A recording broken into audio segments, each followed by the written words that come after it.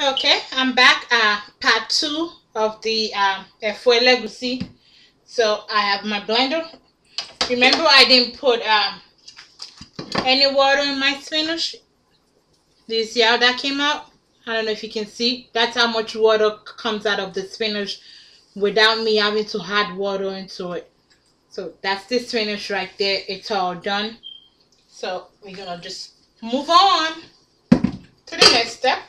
I have my pots already on the stove, ready to go. I have my heat on medium for now. I might turn it up a little bit, but for now, let's just leave it at the medium. Okay. And my egusi ready to go. Okay. So, here we go. Okay. I don't know if you can see that. That's the egusi.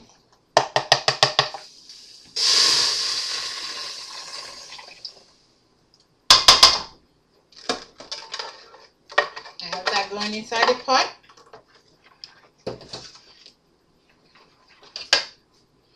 And the first couple of minutes when you put the egusi in the pot, don't stir it. Just let it be. Okay. If you want that egusi to block up, to be chunk, you don't want to stir it. Just leave it. But if you don't like that, then yeah, you could stir it. If you don't like chunks of egusi. The reason why I put the egusi first, you want it to actually cook very well.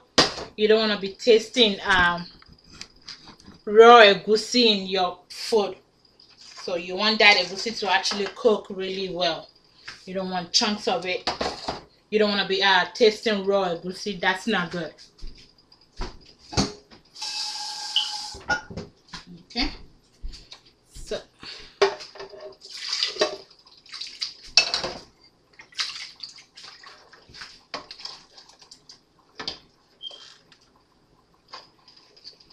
just gonna cover it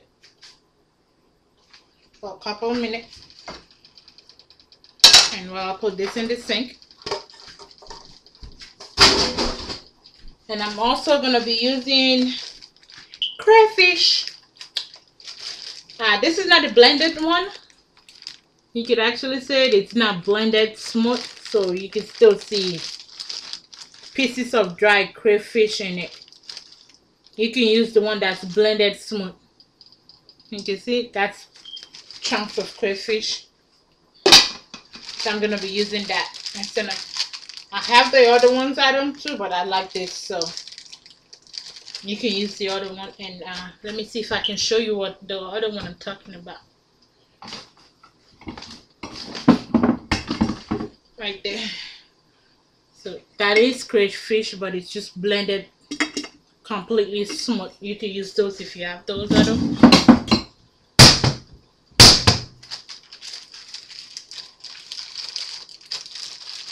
Just gonna add some of those in here.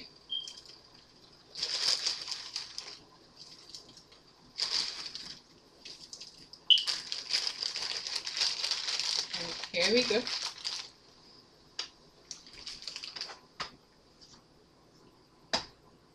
See, I just picked it up and turned it around. I didn't stir it. So if you have to do that.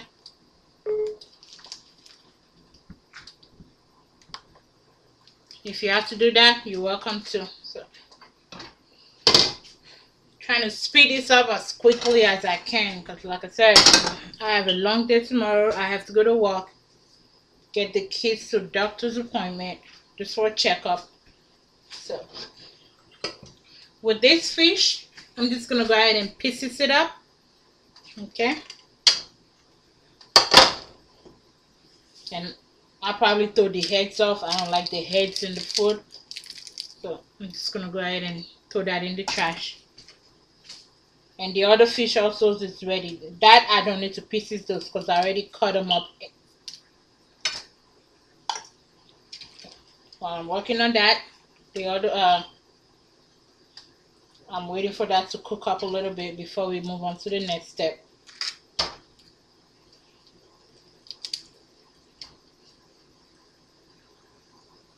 I usually don't cook. I usually don't cook this often because for some reason my husband doesn't like it very well. He'll eat it, but and when I do cook it, I only cook it in small proportion that I know we can finish maybe in the next couple of days. That way it's not sitting in the fridge because nobody eats it. And I'm very picky about my soups. Usually after 3 days, I just kind of lose interest in it. I don't want to eat it anymore. I usually like fresh soup. So most times when I'm cooking in small portions, something for about 2 or 3 days, which is when I would like to eat it. After 3 days, I lose interest. It's not fresh anymore, according to me. So, so you could tell with that, I cook a lot because I don't cook in big batches when I do cook. So, what I'm working on down here is just the fish. I'm cutting it up in pieces, just so you know.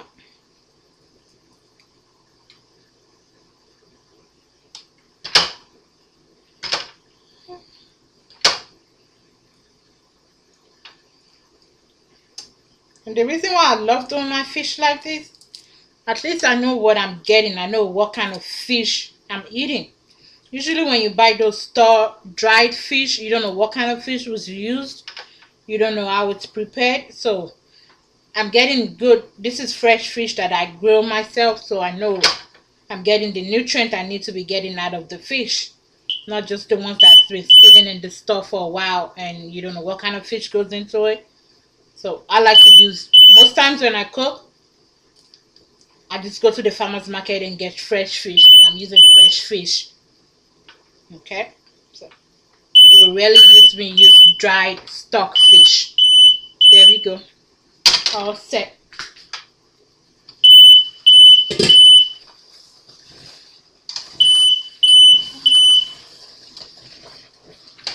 See if you can get a closer look.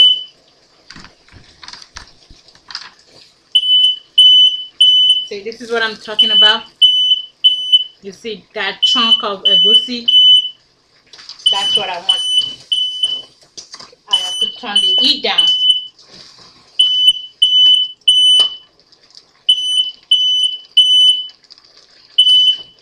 I told you the last time I had a crazy alarm. If it gets too hot in here, that thing goes off. I don't know why, but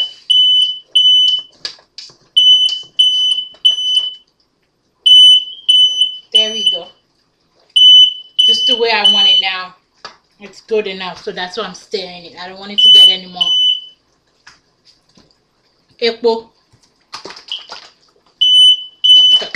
I'm gonna add that in there.